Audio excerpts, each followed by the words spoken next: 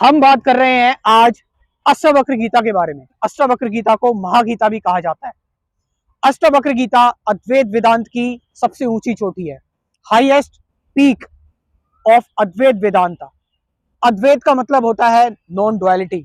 Non duality मतलब जहां पर द्वंद्व खत्म हो गए, जहां पर दो खत्म हो गए हैं, एक ही बचा यानी यूनिटी बची है, जहां पर सिर्फ समानता बची है। और वेदांत का मतलब, वेदांत में वेद का मतलब होता है नॉलेज और अंत का मतलब खत्म, यानी कि जहां पर नॉलेज भी खत्म हो जाती है। तो जहां पर नॉलेज खत्म हो जाती है उसके बाद क्या है और वहां तक कैसे पहुंचा जाए, ये है अष्टावक्र गीता। इस वीडियो को देखने के बाद अगर आप अष्टावक्र गीता पढ़ेंगे आपके बहुत सारे कंसेप्ट क्लियर होंगे, क्योंकि मैं यहाँ पर आपको अष्टावक्र गीता का कंप्लीट सार यहाँ पर बता दे रहा हूँ। और आप चाहें तो इस वीडियो के बाद तुरंत इस फिलॉसफी को प्रैक्टिस भी कर सकते हैं, अष्टावक्र गीता की फिलॉसफी को। यहाँ पर हम बात करें अष्टावक्र गीता की, तो एक कहानी से मैं शुरुआत करता हूँ। रियल कहानी अष्टावक्र गीता की है, जिससे आपको साफ साफ समझ में आ जाएगा कि अष्टावक्र गीता है क्या। अष्टावक्र गीता बोली थी अष्टावक्र नाम के एक बालक ने राजा जनक को। राजा जनक को जैसे भगवान श्री कृष्ण ने अर्जुन को जो गीता सुनाई थी उसको भगवत गीता कह दिया गया, इसी तरह से अष्टावक्र ने जो राजा जनक को बात बताई थी, जो गीता सुनाई थी, उसको अष्टावक्र गीता कह दिया गया। अब ये क्या है, किस बारे में है? अष्टावक्र 8 अंगों से विकलांग थे, हैंडीकैप थे, इसलिए उनका नाम अष्टावक्र पड़ा। उनके फादर ने, अष्टावक्र के जो फादर थे, उन्होंने उनको ये शाप दे दिया था, क्योंकि अष्टावक्र ने अपने फादर को ये कह दिया था कि उनके जो फादर थे वो बहुत ज्यादा ज्ञानी थे, बहुत बड़े पंडित थे। उन्होंने अपने फादर से कह दिया था कि जितने भी ये क्रियाकलाप हैं, क्रिया कर्मकांड हैं और ये जितने भी वेद उपनिषद है, ये सब इल्यूजन है, ज्ञान इनमें नहीं है। तो क्योंकि बेटे ने ये बात बोली तो पिता का अहंकार जो था वो हर्ट हो गया, इसलिए उन्होंने अपने बेटे को जो है वो ये शाप दे दिया कि तू 8 अंगों से हैंडीकैप हो जाएगा, विकलांग हो जाएगा। लेकिन अष्टावक्र जो थे वो, उनके पास वो जो नॉलेज थी, अष्टावक्र के पास जो इंसाइट थी वो बिल्कुल अलग थी। और इसीलिए अष्टावक्र गीता को भगवत गीता से भी ऊपर दर्जा दिया जाता है। जी हाँ। अब अष्टावक्र गीता कहती क्या है? जैसे मैंने आपको अभी बता दिया कि सारी नॉलेज, सारे एक्सप्रेशन, सारी बनावटें किसी काम की नहीं है। तो काम का क्या है?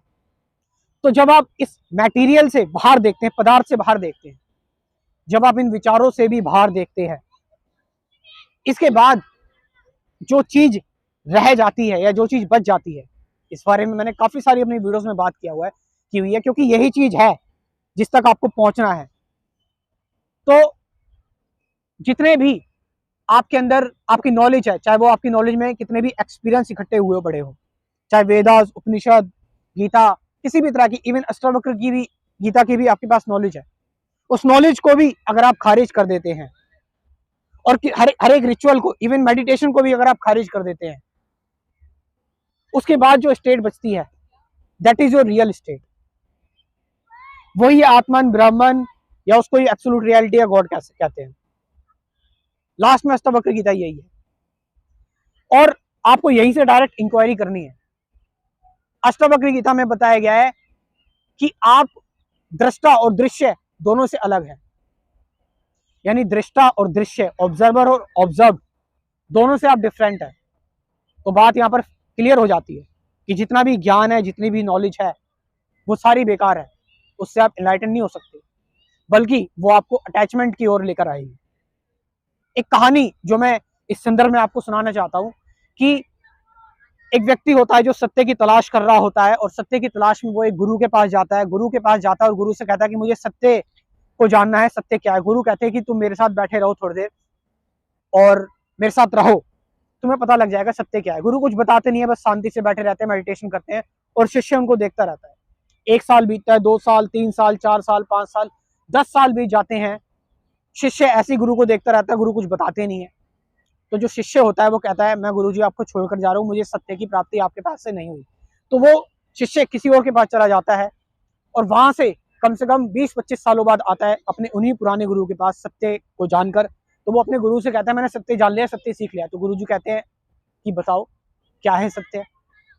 तो वो कहता है कि मैं इस पानी पर पैदल चलकर, इस नहर को पैदल चलकर पार कर सकता हूँ। तो गुरुजी कहते हैं वाओ, ये सब सीखने के लिए तुमने 25 साल लगा दिए। ये तो तुम कुछ पैसों की नाव खरीद सकते थे या किसी को कुछ पैसे दे देते, वो नाव से तुम्हें नदी पार करके छोड़ देता। ये तो कुछ ही टाइम का ही काम था, तुमने ये सीखा है। तो हम भी बहुत सारी चीजों में लगे रहते हैं, क्रियाकलाप, बहुत सारी चीजों में हम जो है वो अजीब अजीब शक्तियां, बहुत तरह की चीजों में लगे रहते हैं, बहुत तरह की मेडिटेशन में लगे रहते हैं। लेकिन लास्ट में आपको डायरेक्ट इंक्वायरी यही करनी है कि थॉट और इस मटेरियल से बाहर क्या है। उसके बाहर भी कोई थॉट नहीं आना चाहिए कि भाई चेतना है, कि भाई जो है वो इसके बाहर जो है वो एक गॉड वाली स्टेट है, आत्मन है, ब्रह्म है। नहीं, ये भी एक अनदर थॉट हो गया। आपको खुद इंक्वायरी करनी है इस चीज की। इसी पर मैं सबसे ज्यादा जोर देता हूँ अपनी वीडियोस में, क्योंकि रटे रटाए ज्ञान से किसी का भला नहीं होने वाला। लास्ट में आपको इन सारी चीजों को छोड़कर उतरना पड़ेगा। यही अष्टावक्र गीता की रियलिटी, और अष्टावक्र गीता यही कहती है।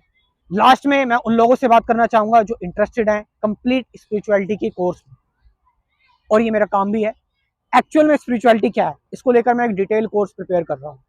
आप चाहें तो इसके बारे में इंफॉर्मेशन ले सकते हैं, इस कोर्स के बारे में। स्क्रीन पर जो नंबर दे रखा है उससे व्हाट्सअप करके। Thank you very much.